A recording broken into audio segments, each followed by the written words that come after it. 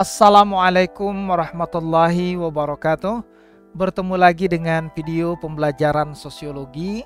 Pada kesempatan kali ini, video pembelajaran akan membahas tentang materi keteraturan sosial. Ini merupakan materi pelajaran untuk siswa kelas 10.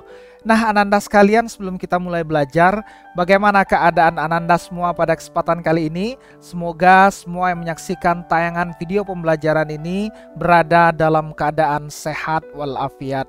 Nah, Ananda sekalian, materi keteraturan sosial merupakan bagian dari kompetensi dasar ragam gejala sosial.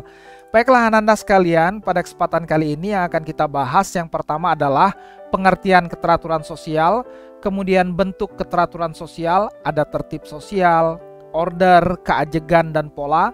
Kemudian yang terakhir adalah syarat-syarat keteraturan sosial. Baiklah, kita mulai dari pengertian terlebih dahulu. Apa itu keteraturan sosial atau social order? Keteraturan sosial adalah suatu kondisi masyarakat yang mematuhi nilai dan norma yang berlaku dalam masyarakat. Nah, pada video pembelajaran sebelumnya kita sudah membahas tentang nilai dan norma, di mana nilai ini kan menjadi pedoman, menjadi dasar, menjadi pendorong, dan itu semua dibingkai dalam suatu norma atau aturan yang membingkainya. Ketika ada perilaku yang berada di luar bingkai nilai dan norma, di luar bingkai norma tersebut, maka itu dianggap sebagai perilaku yang menyimpang. Nah, keteraturan sosial ini terjadi ketika nilai dan norma ini dipatuhi, ditaati oleh anggota masyarakat. Nah, bagaimana bentuk keteraturan sosial tersebut? Yang pertama adalah tertib sosial. Apa itu tertib sosial? Adalah kondisi kehidupan suatu masyarakat yang aman, dinamis, dan teratur karena setiap individu bertindak sesuai nilai dan norma yang berlaku dalam masyarakat. Contohnya apa? Ketertiban di jalan raya. Ini merupakan wujud aktualisasi atau pelaksanaan terhadap nilai norma hukum, ya, ketertiban di jalan raya. Nah, ketika individu yang menggunakan jalan raya, mereka bertindak sesuai dengan norma yang berlaku, mereka tidak melebihi batas kecepatan, kemudian yang menggunakan motor, mereka memakai helm dan lain sebagainya. Nah, ketika semua individu yang menggunakan jalan raya tersebut bertindak sesuai norma yang berlaku dan terciptalah kondisi yang tertib, nah inilah yang disebut dengan tertib sosial. Kemudian yang kedua adalah order. Apa itu order? Order ini bisa disebutkan perintah, ya, yaitu sistem norma dan nilai sosial yang berkembang, diakui dan dipatuhi oleh seluruh anggota masyarakat. Ya, order dapat tercapai apabila terdapat tertib sosial dan setiap individu melaksanakan hak serta kewajibannya. Jadi order ini bisa terwujud karena adanya tertib sosial tadi yang sudah kita bahas, ya, adanya tertib sosial, kemudian individu bertindak, ya, atau melaksanakan hak dan kewajibannya. Nah, contohnya apa? Adat istiadat yang dijadikan pedoman dalam kehidupan sehari-hari. Ya, adat istiadat ini kan merupakan warisan, ya, merupakan tradisi, warisan dari nenek moyang. Ketika adat istiadat ini diakui, dipatuhi oleh seluruh masyarakat dan dijadikan pedoman dalam kehidupan sehari-hari, nah dalam keadaan inilah tercipta yang namanya order. Kemudian yang ketiga adalah keajegan, ya, keajegan.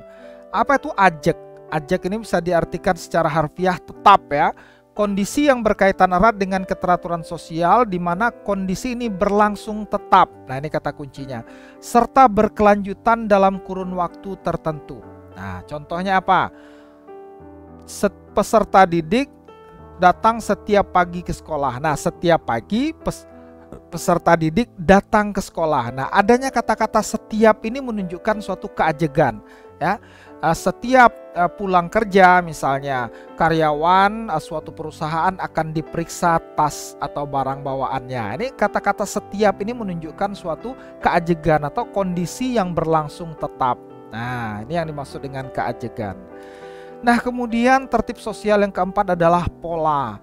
Pola, jadi dia bertingkat, ya, mulai dari tertib, kemudian order, kemudian ajeg. Nah, yang terakhir adalah pola. Pola ini adalah corak yang mengakibatkan hubungan tetap dalam proses interaksi sehingga dijadikan sebagai pedoman secara umum. Nah, contohnya apa? Yang menjadi pola dalam masyarakat adalah ketika terjadi suatu konflik, maka konflik tersebut atau permasalahan tersebut diselesaikan melalui musyawarah. Nah, musyawarah ini dijadikan sebagai cara untuk menyelesaikan masalah. Artinya sudah terpola, ketika terjadi masalah maka diselesaikan melalui musyawarah. Nah, inilah yang disebut dengan pola. Jadi ini merupakan tingkatan yang tertinggi ya. Tertib, order, ajak, dan yang terakhir pola. Nah, sekarang kita akan kaji apa syarat keteraturan sosial. Yang pertama adalah adanya kesadaran dari warga masyarakat. Nah, ini penting ya, awareness, kesadaran bahwa keteraturan itu penting bagi kita semua. Kemudian adanya norma sosial yang sesuai dengan kebutuhan masyarakat. Artinya norma sosial tersebut bertujuan untuk ya memenuhi kebutuhan masyarakat itu sendiri ya, tidak bertentangan dengan apa yang dibutuhkan oleh masyarakat.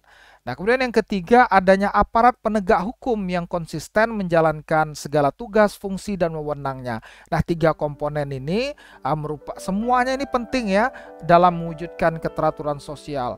Kalau hanya warganya saja yang sadar tapi aparat penegak hukumnya tidak konsisten, ini pada akhirnya masyarakat juga akan hilang kesadarannya.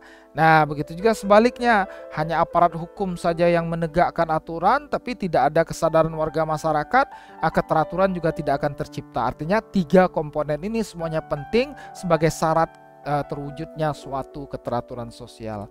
Nah, Ananda sekalian, terima kasih sudah menyaksikan video pembelajaran ini. Semoga penjelasan ini bisa difahami dengan baik dan Ananda dapat belajar dengan lebih baik lagi. Baiklah, jangan lupa untuk like video ini, kemudian bagi yang belum subscribe silakan subscribe channel ini sekarang juga. Terima kasih atas perhatiannya. Kita bertemu kembali pada video pembelajaran berikutnya. Demikian saja. Wassalamualaikum warahmatullahi wabarakatuh.